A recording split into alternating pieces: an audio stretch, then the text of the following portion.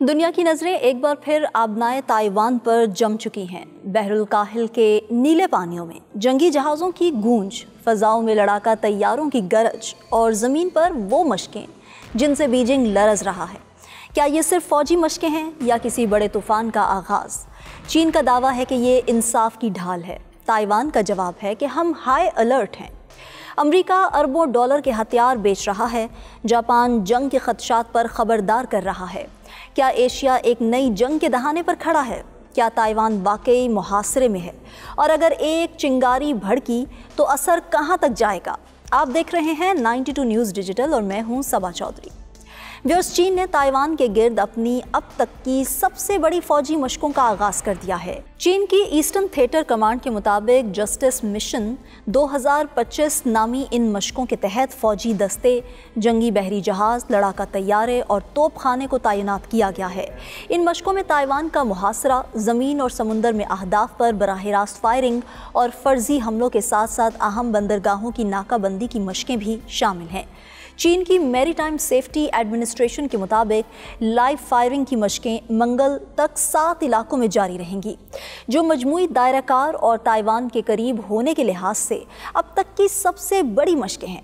Taiwan की वजारत दिफा के मुताबिक पीर के रोज़ जजीरे के गिर्द 89 चीनी फौजी तैयारे, 14 जंगी बहरी जहाज़ और 14 कोस्ट गार्ड कश्तियाँ सरगर्म रहीं, जबकि मगरबी बहरुल काहिल में मज़ीद 4 जंगी जहाज़ भी देखे गए। वजारत दिफा ने कहा है कि ताइवान की फ़ौज हाई अलर्ट पर है और अगर मशकें हमले में तब्दील हुई तो फौरी नकलो हरकत के लिए रैपिड रिस्पॉन्स एक्सरसाइजेस करने के लिए तैयार हैं। चीन की सरकारी वेबसाइट वेबो पर एक पोस्ट में चीनी फ़ौज की ईस्टर्न थिएटर कमांड के सरबराह ने इस फौजी मशक को इंसाफ की ढाल करार दिया और कहा कि इस ढाल का सामना करने पर आज़ादी की साजिश करने वाले तमाम लोग फना हो जाएंगे। ताइवान के सदर विलियम लाई चेंग ते ने चीन पर जोर दिया है कि वो सूरत हाल का गलत अंदाज़ा ना लगाएं और खित्ते में मसला पैदा करने वाले भी ना बने। सदारती तर्जुमान कैरन काउ ने एक बयान में कहा है कि चीनी हुकाम की जानिब से बैनुल अक़वामी असूलों को नज़रअंदाज करने और पड़ोसी ममालिक को धमकाने के लिए फ़ौजी धोंस के रद्द अमल में ताइवान अपनी सख्त मज़म्मत का इजहार करता है। ताइवान की वजारत दिफा ने एक बयान में कहा कि उसने गुज़िश्ता 24 घंटों के दौरान जजीरे के आस पास गश्त करने वाले 2 चीनी तैयारों और 11 बहरी जहाज़ों का पता लगाया है। चीन ने भी तस्दीक की है कि उसकी मशरकी अफवाज की कमान आबनाए ताइवान में सरगर्म अमल है। ताइवान की वजारत दिफा ने यह भी कहा कि उसने एक रैपिड रिस्पॉन्स सेंटर कायम किया है और उसके साथ ही उसने ताइवान में जमहूरियत, आज़ादी, खुद मुख्तारी और हिफाजत के अज़्म का इजहार किया। ताइवान की फ़ौज ने कहा कि रद्द अमल के लिए एक सेंटर कायम कर दिया गया है और मुनासिब फोर्सेस को तैनात कर दिया गया है। फ़ौज ने मजीद कहा कि उसकी मुसल्लह फ़ौज ने भी तेज़ रफ्तार रद्द अमल के लिए मशकें की हैं। ताइवान में गुज़िश्ता कई दहाइयों से जमहूरी तर्ज की हुकूमत है, लेकिन चीन इसे एक अलहदगी पसंद सूबा समझता है और तवील अरसे से इस अज़्म का इजहार करता रहा है कि अगर ज़रूरत पड़ी तो उसे ताकत के ज़रिए भी दोबारा हासिल कर लेगा। जापान की नई कौम परस्त वज़ीर आज़म सानाए ताकाइची ने ताइवान से मुताल्लिक बाज़ ऐसे बयानात दिए थे जिस पर बीजिंग ने सख्त गुस्से का इजहार किया और उसके बाद से ये फ़ौजी मशकें शुरू हुई हैं। जापानी वज़ीर आज़म के बयान से लगा कि ताइवान के ख़िलाफ़ कोई भी चीनी कार्रवाई बका के लिए ख़तरे वाली सूरत हाल पैदा कर सकती है और जापानी कानून के तहत ये एक ऐसी सूरत हाल है जिससे फ़ौजी मुदाखलत का दरवाज़ा खुल जाता है।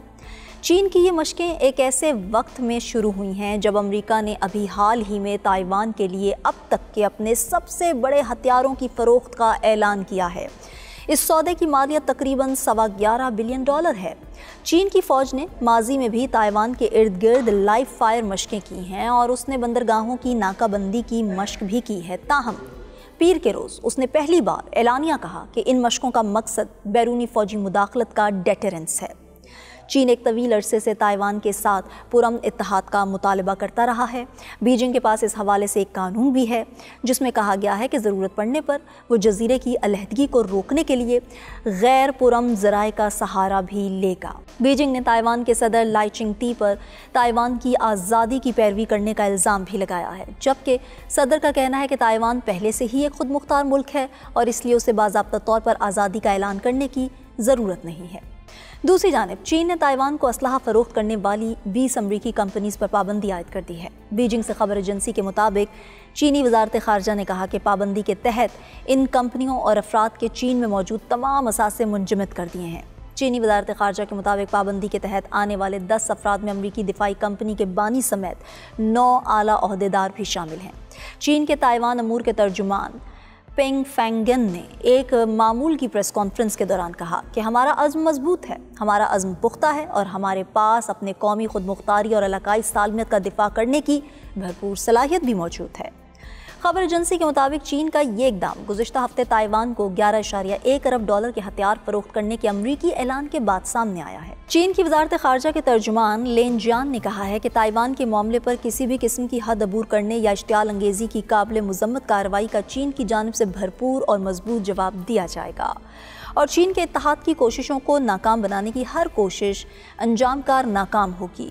शनवा के मुताबिक वजारत खारजा के तर्जुमान लेन जियान ने यह बयान रोज़ाना की प्रेस ब्रीफिंग के दौरान एक सवाल के जवाब में दिया। ये सवाल अवामी जमहूरिया चीन की पीपल्स लिबरेशन आर्मी के ईस्टर्न थिएटर कमांड की जानिब से ताइवान जजीरे के गिर्द पीर से शुरू होने वाली फ़ौजी मशकों, जिन्हें जस्टिस मिशन 2025 का नाम दिया गया है, के हवाले से किया गया था। CGTN के मुताबिक तर्जुमान ने कहा कि चीनी पीपल्स लिबरेशन आर्मी की तरफ से की जाने वाली फ़ौजी मशक ताइवान की अलहदगी पसंद कुव्वतों की ताकत के ज़रिए अलहदगी हासिल करने की साजिशों के ख़िलाफ़ और कौमी खुद मुख्तारी और इलाकाई सालमियत के तहफ़्फ़ुज़ के लिए एक ज़रूरी कार्रवाई है। तर्जुमान ने इस बात पर जोर दिया कि डेमोक्रेटिक प्रोग्रेसिव पार्टी की इंतज़ामिया ताइवान की अलहदगी के मौक़िफ़ पर कायम है, जो अमरीका पर इन्हिसार करते हुए अलहदगी हासिल करने की कोशिश कर रहे हैं और ताइवान को गोला बारूद के डिपो में तब्दील करना चाहती है, जिससे हमको तबाह बहरान पैदा करने और जंग का प्रोपेगेंडा करने वालों का असल चेहरा मुकम्मल तौर पर बेनकाब हो गया है। तर्जुमान का कहना था कि बैरूनी ताकतों की ताइवान के जरिए चीन को महदूद करने की नाकाम कोशिशें और उनका ताइवान को मुसल्लह करना सिर्फ और सिर्फ ताइवान की अलहदगी की गलत सोच को बढ़ाकर ताइवान को जंग की खतरनाक सूरत हाल में धकेलना है। लेन जियान का कहना था कि ताइवान का मामला चीन के बुनियादी मफादात का मरकज़ है। चीन का अपनी कौमी खुद मुख्तारी, सलामती और इलाकाई सालमियत के तहफ़्फ़ुज़ का अज़्म गैर मुतज़लसल है। ताइवान के मामले पर किसी भी इश्तियाल अंगेज़ी का चीन की तरफ से सख्त जवाब दिया जाएगा और चीन की वहदत में रुकावट डालने की कोई भी साजिश कामयाब नहीं होगी। व्यूअर्स, सवाल ये नहीं कि क्या चीन और ताइवान आमने सामने हैं, असल सवाल ये है कि पहला कदम कौन उठाएगा। आबनाए ताइवान में हर जंगी जहाज़, हर लड़ाका तैयारा और हर बयान एक ऐसी लकीर खींच रहा है जिसे मिटाना आसान ना होगा। चीन कहता है कि खुद मुख्तारी की जंग है, ताइवान कहता है कि ये बका का सवाल है, अमरीका कहता है कि ये दिफाई मुआहिदा है और दुनिया खामोशी से एक मुमकिन तसादुम के इंतज़ार में है। क्या एक चिंगारी पूरी दुनिया को अपनी लपेट में ले सकती है? आज के व्लॉग से इतना ही। मुझे दें इजाज़त। अल्लाह ने के बाद।